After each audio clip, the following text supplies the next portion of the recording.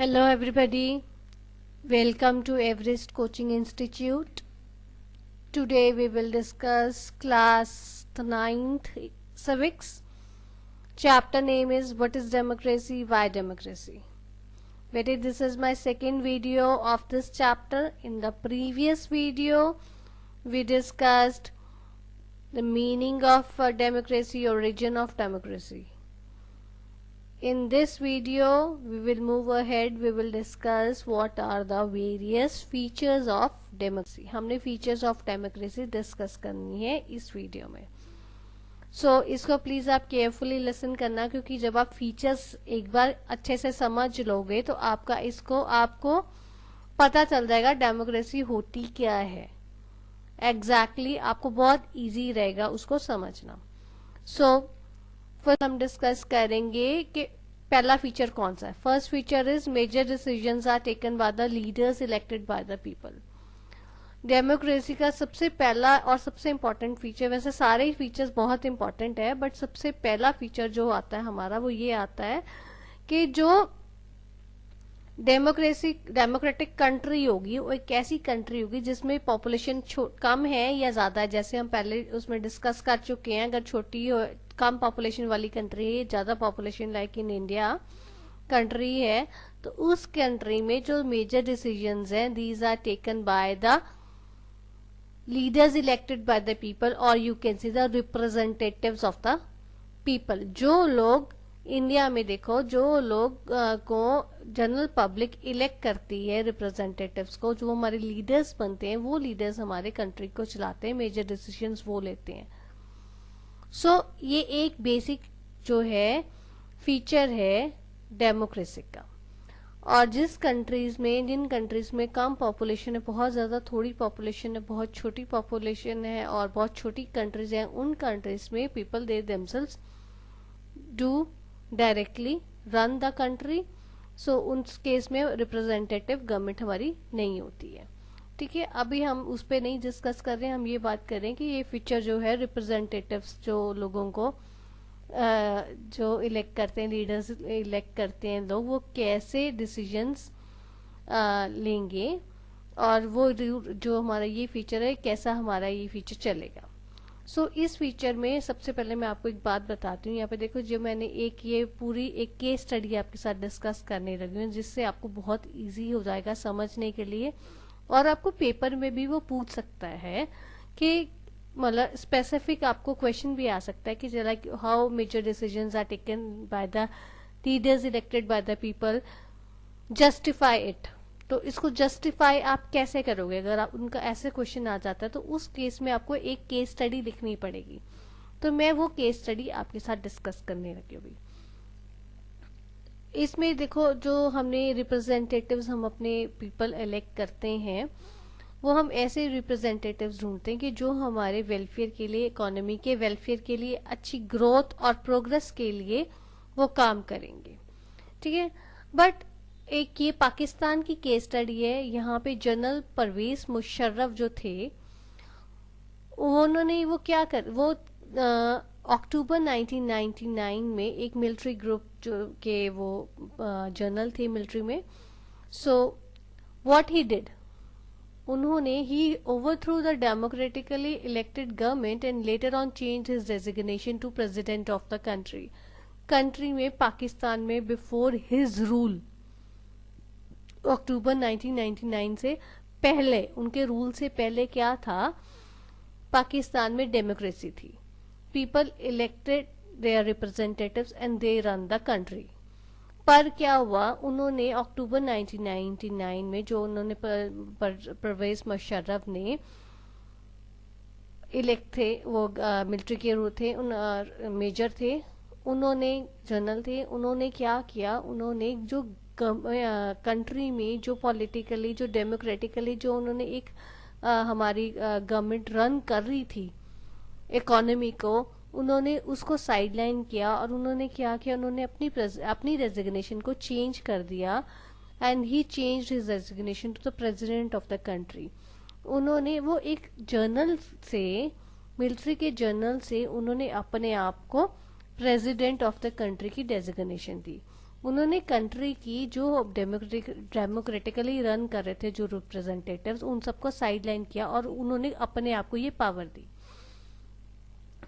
उस केस में क्या हुआ, डेमोक्रेसी की जगह वहां क्या हुआ, जब वो अपने आप ये रूल करने लगे, प्रेसिडेंट बन गए, वो डिक्टेटरशिप पे आ गए। इन अगस्त 2002 में उन्होंने क्या किया, he amended the constitution of Pakistan. उन्होंने क्या किया, जो पाकिस्तान का कॉन्स्टिट्यूशन को अमेंड कर दिया, चेंज कर दिया। अब वो खुद प्रेसिडेंट बने और उन्होंने अगस्त 2002 में उन्होंने कॉन्स्टिट्यूशन को, पाकिस्तान की कॉन्स्टिट्यूशन को चेंज कर दिया। चेंजेस ऑब्वियसली जब कोई चेंजेस करेगा, he will make the changes in the constitution according to his own wish. तो उन्होंने क्या किया, उन्होंने कॉन्स्टिट्यूशन में ऐसी चेंजेस की, ऐसे लॉ पास कर दिए फिर कि जो फाइनल डिसीजन था कंट्री के लिए, जो भी कोई डिसीजन लेना था, वो किसने लेना था, या जनरल ने खुद लेना था या और जो मिलिट्री के सीनियर ऑफिसर्स थे उन्होंने लेना था। मींस इसके बीच में आप ये केस स्टडीज में देखो जो अभी तक हमने डिस्कस किया, उसमें क्या कौन डिसीजन ले रहा है कंट्री के लिए, या जनरल खुद ले रहे हैं या वहां के जो सीनियर मिलिट्री ऑफिसर्स हैं। इसमें कोई जनरल पब्लिक नहीं है। अब क्या वो जनरल को लोगों ने इलेक्ट किया था, वो लोगों का रिप्रेजेंटेटिव तो नहीं थे, वो तो अपने आप हुए। तो लोगों ने तो उनको कोई रिप्रेजेंटेटिव नहीं, he is not working for the people of the country. वो लोगों के लिए, वेलफेयर के लिए कोई काम नहीं कर रहे हैं, वो लोगों की मतलब विशेस के अकॉर्डिंगली कोई काम नहीं कर रहे हैं, वो अपनी विश के अकॉर्डिंगली काम कर रहे हैं। सो इस पूरी केस स्टडी से आपको ये पता चलता है कि देखो, जो वहां पे गवर्नमेंट रन हो रही थी, पर जो गवर्नमेंट रन हो रही है वो लोगों के इलेक्टेड पर्सन नहीं कर रहे हैं, रिप्रेजेंटेटिव नहीं कर रहे हैं, वो खुद का ही बंदा डिक्टेटरशिप कर रहा है। सो जो पाकिस्तान जनरल के रूल में, मुशर्रफ जी के रूल में, उसको हम ये नहीं कह सकते हैं कि वो डेमोक्रेसी है। क्यों? क्योंकि the person who runs the country is not elected by the people of the country. लोगों ने उनको इलेक्ट नहीं किया, वो अपने आप, वो एक आर्मी के जनरल थे और वहां से वो अपने आप उन्होंने डेमोक्रेसी, उसकी डेमोक्रेटिक गवर्नमेंट को एक साइड पे किया और अपने आप उन्होंने अपना रूल चलाना शुरू किया। कॉन्स्टिट्यूशन अपने हिसाब से उन्होंने अमेंड किया और उसके बाद में सिर्फ he was responsible for the decisions, he can take decisions and other military officers can take the decisions and not general public। means ये जो लोग थे ये जनरल पब्लिक के रिप्रेजेंटेटिव्स नहीं थे, इसलिए हम पाकिस्तान में under his rule, under generals rule, हम नहीं कह सकते कि ये डेमोक्रेसी चल रही है, डेमोक्रेटिक कंट्री गवर्नमेंट वहां पे रन हो रही है। बट नाउ ऐसा केस नहीं है, ठीक है। सो एक मेजर, ये आपका जो major decisions are taken by the leaders elected by the people, अगर आपको इसको जस्टिफाई करने के लिए आ जाता है तो आपको ऐसे पूरा देना पड़ेगा, राइट। तो पहला फीचर क्या है, हमने क्या डिस्कस किया, जितने भी हमारे डिसीजंस होंगे वो लीडर्स लेंगे जो लोग इलेक्ट करेंगे, राइट। सब सेकेंड पे चलते हैं। हमारा डिसीजन है there should be fair and free and fair electoral competition. हर कंट्री में free and fair electoral competition होना चाहिए। अब इसके लिए देखो, हमने दो कंट्रीज की केस स्टडीज डिस्कस करेंगे। पहले देखो चाइना में वो क्या कह रहे हैं। In China after every 5 years elections are held for the entire country parliament. All candidates are must be the member of Chinese Communist Party और 8 smaller parties alike to it. अब देखो चाइना में क्या होता है, हर 5 साल के बाद में इलेक्शंस हो रही हैं, जैसे हमारी इलेक्शंस होती है, इलेक्शंस हो रही हैं कंट्री की पार्लियामेंट के लिए। पर इसमें देखो वो कह रहे हैं जितने भी कैंडिडेट्स मतलब इलेक्शंस में खड़े होंगे वो सारे के सारे चाइनीज कम्युनिस्ट पार्टी के मेंबर्स होने चाहिए या 8 smaller parties alike to it, उनके मेंबर्स होने चाहिए।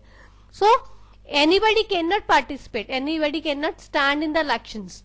उन्होंने बोला सिर्फ वो जो मेंबर्स होंगे चाइनीज कम्युनिस्ट पार्टी के और जो 8 स्मॉलर पार्टीज है उनके साथ जो अलायंस है, लाइट करती है, उनके जो मेंबर्स होगी only they can participate in the, they can stand in the elections, ठीक है।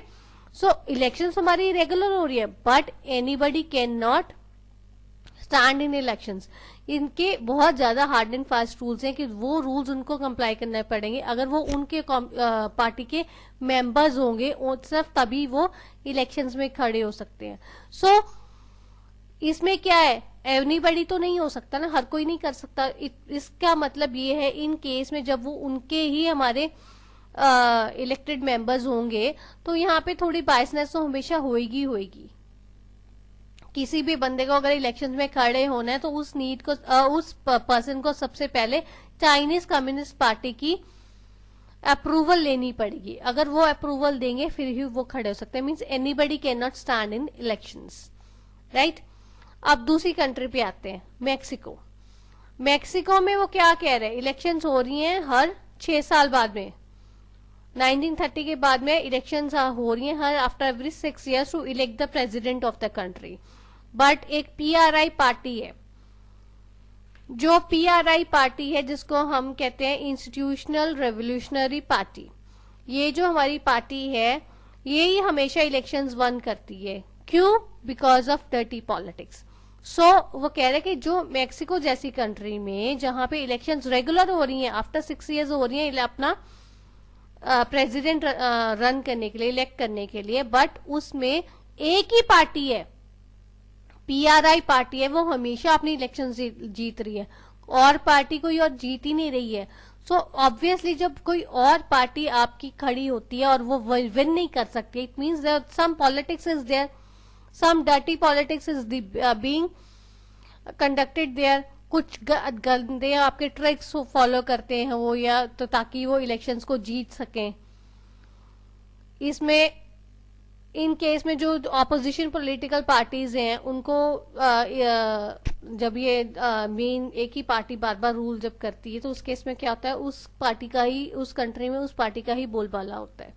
तो जितनी भी ऑपोजिशन अगर कोई खड़ा भी होना चाहती है तो मीडिया या क्या करते हैं, ऑब्वियसली मीडिया वगैरह सारा वो उसी कंट्री के, उसी पार्टी के हाथ में हो गए, मेन रूलिंग पार्टी के। अब वो इतने सालों से कर रही हैं तो जितनी भी ऑपोजिशन अगर कोई आना भी चाहता है, खड़ा होना चाहता है, तो वो जो ये मीडिया पर्सन्स हैं वो कुछ नहीं करते, but they just criticise that party, opposition party. So in that case what happens, फिर हमारी वही पीआरआई पार्टी हर बार आ जाती है पार्टी में। सो वही पार्टी जो बार बार आती है वो इतना पैसा लगाती है, पीआरआई पार्टी हर बार इलेक्शंस में इतना पैसा वो स्पेंड करते हैं अपने उसमें, ताकि वो उनके कैंडिडेट जीत सकें और हर बार वही इलेक्शंस जीते और वही पार्टी रूल में आए। सो अभी हमने देखो इसमें 2 केसेस किए हैं। इन दोनों केसेस में आपने अगर ध्यान दिया हो, इसमें कोई fair and free and fair electoral competition नहीं हो रहा। क्यों? क्योंकि एक ही पार्टी हर साल उसमें आ रही। जब एक ही पार्टी बार बार एवरी टाइम वही विन करेगी तो ऑब्वियसली वो उसमें कुछ डर्टी पॉलिटिक्स, कुछ ट्रिक्स उन्होंने यूज किए होंगे, वो करते होंगे। मतलब anybody can not stand in elections and they can win. Other party को कोई राइट नहीं है वो करें। इससे hence it is concluded that holding elections is not sufficient. एक रेगुलर टाइम पीरियड के बाद में अगर आप इलेक्शंस करवा रहे हो तो उनको जीतना करवाना ही एक सफिशिएंट बात नहीं आ जाती है। बट इलेक्शंस ऐसी होनी चाहिए, elections should be such that people can remove the ruler if they want सो। अगर मान लो इलेक्शंस में कई बार हमें नहीं पता चलता कि पहले गलती से हमारा कोई ऐसा मेंबर इलेक्शंस में इलेक्ट हो गया है, विन कर गया इलेक्शंस को, who is not working for the interest of the country, जो कंट्री के वेलफेयर के लिए काम नहीं कर रहा बट अपने सेल्फिश पर्पस के लिए काम कर रहे हैं। तो डेमोक्रेसी ये कहती है कि इलेक्शंस ऐसी होने चाहिए that people can be removed, कि वो रूलर को, अब लोगों को फुल राइट होना चाहिए कि they can remove that ruler if they want so, if is not working for the welfare of the economy, welfare of the people of that country. ठीक है, ये हमने 2 केसेस डिस्कस, 2 हमने फीचर्स डिस्कस किए। Now next feature to be 1 person 1 vote and 1 value. 1 person 1 vote 1 value, this is very important. इसमें क्या है, अब देखो डेमोक्रेसी का एक बहुत अच्छा फीचर है कि हर बंदे का हर 1 person should have 1 vote and it should have 1 value. अब इसमें आपको मैंने 3 कंट्रीज का मैं आपको बताती हूँ। अब जैसे देखो, in Saudi Arabia women do not have right to vote. Saudi Arabia में आज की डेट में भी यही केस चलता है कि वुमेन्स को वोट करने का राइट नहीं है। तो ये अब जब ऐसे तो नहीं होना चाहिए ना, एक कंट्री में some people have the right to vote and other people have don't have right to vote. No, it should not be there. But rules ऐसे होने चाहिए कि every person living in the country has a right, citizen of the living नहीं, citizen of the country should have the right to vote. उसको vote करने का पूरा हक होना चाहिए, इधर ही इज मेल और ही इज और शी इज फीमेल, मेल हो या फीमेल हो, उस बंदे को पूरा राइट होना चाहिए। अब एस्टोनिया की बात करते हैं। अभी हमने सऊदी अरेबिया का किया, फिर मतलब 1% की बात की हमने, जिसमें हमारी कि ऑल पीपल को वहां पे वुमेन्स को राइट नहीं दिया जा रहा है वोट करने का। अब हम 1 वोट की बात करते हैं। एस्टोनिया में देखो, people belonging to Russian minority find it difficult to get their right to vote as per their citizenship rules. Estonia में बेटा इतने हार्ड सिटीजनशिप रूल्स हैं कि जो माइनॉरिटी रशियंस हैं, जो लोग वहां को बिलोंग करते हैं, उन लोगों को बहुत मुश्किल हो जाता है कि वो वहां पे अपना वोट करने का वोटिंग राइट एक्वायर कर सकें। It is not easy for the people of Russian minority belonging to that people to get their right to vote, कि वो अपना राइट टू वोट ले सकें, ताकि वो as per the citizenship rules इतने ज्यादा हार्ड एंड फास्ट हैं, डिफिकल्ट रूल्स हैं कि एस्टोनिया में मीन्स एक बंदे को एक वोट का हक नहीं है। इवन वो वहां के सिटीजन है बट उनको वो राइट नहीं है। अब नाउ कम्स 1 वैल्यू, उसकी बात करते हैं। फिजी में vote of an indigenous Fiji has more value than that of an Indian Fijian as per the electoral system। Fiji में एक ऐसी कंट्री है जहां पे क्या है, जो तो वहां के नेटिव्स हैं, सिटीजन्स ऑफ फिजी, जो बहुत देर से मतलब जिनके पुराने वहां के रहते हैं, उनके ग्रैंड एंसेस्टर्स मतलब पुराने पूर्वज सारे वहां के हैं, उन लोगों की वोट की ज्यादा वैल्यू है rather than the Indian physician. अगर कोई इंडियन पर्सन यहाँ से वहां फिजी में जाके सिटीजनशिप भी ले लेता है, वहां रहने लग जाता है, तो उसकी डाली हुई वोट की इतनी वैल्यू नहीं होगी जितनी इंडिजीनियस फिजी, जो कि वहां का नेटिव बहुत टाइम से रह रहा है, उसकी होगी। ये ऐसा वहां का इलेक्टोरल सिस्टम है। सो इस केस में देखो, ये क्या कहता है, ये सारे केसेस पढ़ के आपको ये समझ आता है कि जो क्या हुआ कि इन सारे केसेस में जो प्रिंसिपल है हमारा 1 पर्सन 1 वोट इन 1 वैल्यू, वो इन्होंने साइडलाइन कर दी है। सो अब कोशिश की जा रही है all over the world, many countries ने ये एक्सेप्ट भी कर लिया to follow this principle. Now in India अब देखो, जैसे यूनिवर्सल अडल्ट फ्रेंचाइजी है, उसके अकॉर्डिंगली वो रूल करता है इंडिया में। उसके अकॉर्डिंगली अबव 18 ईयर्स, जब एक इंसान 18 ईयर्स का हो जाता है, उसके बाद में ईदर ही इज मेल और शी इज फीमेल, वो मेल है फीमेल है, irrespective of the gender, he has a full right to cast his vote. 18 साल के बाद में हर इंसान को इररिस्पेक्टिव ऑफ हिज जेंडर उसको पूरा राइट दिया जाता है कि वो अपनी वोट डाल सके। ठीक है। एक जो आपने कभी मैंने आपको केस बताया है इससे पहले, मैक्सिको का free and fair electoral commission, उसमें मैं एक चीज आपको बताना भूल गई, वो मैं आपको दोबारा अब बता देती हूँ। मैक्सिको में देखो, हर साल जब जो every time whenever the elections are being done after every 6 years, तो वो कहता है एक ही पार्टी रूल में आ रही है। अब अगर आप उसको इंडिया के साथ अगर आप कंपेयर करो, इंडिया में क्या होता है, इलेक्शन कमीशन के अंडर रूल इंडिया चल रहा है। सो अगर ड्यूरिंग इलेक्शंस हमारी कोई पार्टी रूल में नहीं होती, तो वहां तब हमारा इलेक्शन कमीशन हमारा रूल करते हैं। बट इन मैक्सिको वहां पे जब इलेक्शंस हो रही होती है, तो वहां पे वही पार्टी हर साल जो चल रही है हमारी पीआरआई पार्टी, वही पार्टी हमारी जो है उस टाइम भी वो रूल करती है। मींस इलेक्शंस हो रही हैं या नहीं हो रही हैं, बिकॉज वो पीआरआई पार्टी ही हमारी हर बार विन कर रही है, इसलिए वही पार्टी उस टाइम भी रूल करती है। ठीक है। Now comes rules of law and respect for rights. अपने जो जितने भी हमारे लॉ के रूल्स बनते हैं या लोगों की रिस्पेक्ट है, राइट्स जितने फ्रीडम उनको दे रखी है, उन सब की जो है हमारे को एक लॉ एंड रिस्पेक्ट होना चाहिए राइट्स के लिए।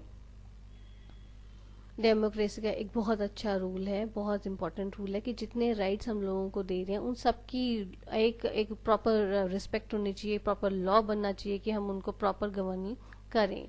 इसमें आपको एग्जांपल दी जा रही है कंट्री की, जिम्बाब्वे की। जिम्बाब्वे एक ऐसी कंट्री है जहाँ पे जो प्रेसिडेंट रॉबर्ट मुगाबे वो जो थे,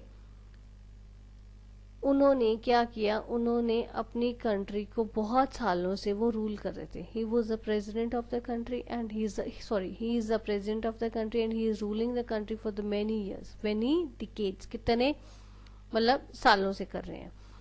अब जब वो इतने सारे सालों से कर रहे हैं तो obviously he uses some unfair practices in elections and rule in undemocratic way. जब इतने सालों से एक ही बंदा रूल कर रहे हैं तो ऑब्वियसली ही इज यूजिंग, कुछ तो वो गड़बड़ कर रहे हैं ना इलेक्शंस में, और कुछ वो अनडेमोक्रेटिक वे में वो रूल कर रहे हैं। जब एक ही बंदा पावर में आ रहा है, इसमें उन्होंने क्या किया हुआ है, इसमें आप देख सकते हो ये प्रेसिडेंट ऑफ जिम्बाब्वे ये क्या करते हैं कि जितना भी मीडिया है, टेलीविजन है, रेडियो है, वो सारा का सारा गवर्नमेंट के कंट्रोल में है, मींस रूलिंग पार्टी के अंडर है। कोई भी अगर आपकी इंडिपेंडेंट न्यूज़पेपर्स आए या जो वो कोई और जर्नलिस्ट है, अगर वो गवर्नमेंट के अगेंस्ट करते हैं, कुछ भी वो काम करते हैं, तो गवर्नमेंट उनको हरास करती है अपने तरीके से। सो मतलब काफी जो है अनडेमोक्रेटिक वे में जो नहीं करना चाहिए, लोगों के राइट्स को वो डिप्रेस करते हैं, उनके सारे जो मीडिया है सब उनके हाथ में है। जो अगर कोई भी जैसे आप गवर्नमेंट के खिलाफ अगर कोई आप पब्लिक प्रोटेस्ट करते हो या कोई डेमोन्स्ट्रेशन करते हो, so these are declared as illegal. उन लोगों उन सारे कामों को हम इलीगल वहां पे माना जाता है। सो वहां पे रूल ही ऐसा बनाया हुआ है, लॉ ऐसा बना हुआ है कि जिसमें आप प्रेसिडेंट को क्रिटिसाइज नहीं कर सकते, उसको गलत नहीं बोल सकते। सो पर डेमोक्रेसी में क्या होता है, after winning elections ruler has no right to rule the country as per his own wishes. Democracy में एक बार, डेमोक्रेसी हमारी क्या कहती है, एक बार हमारा इलेक्शंस जीतने के बाद में जो भी हमारा रूलर आ रहा है उसको कोई राइट नहीं बनता है कि वो कंट्री को अपने हिसाब से, अपने जैसे तौर तरीके से वो उसको गवर्न करे। No, but he should rule the country according to the wishes of the people, for the welfare of the people, for the growth and progress of the people and not for his own selfish motives। ठीक है। सो ये हमने आज discuss किए सारे features of democracy. अब आपको ये फीचर्स को पता चल गया कैसे हमने रिलेट करना। फीचर्स को पढ़ने के बाद में आपको काफी ब्रॉडर आपका माइंड हो गया होगा, आपको पता चल गया होगा कि डेमोक्रेसी बेसिकली होती क्या है और हमें क्यों होनी चाहिए। So this is all video. In the next video we will move further. हम लोग मेरिट्स और डीमेरिट्स डिस्कस करेंगे डेमोक्रेसी की और इसका ब्रॉडर मीनिंग डिस्कस करेंगे। ठीक है। Thanks for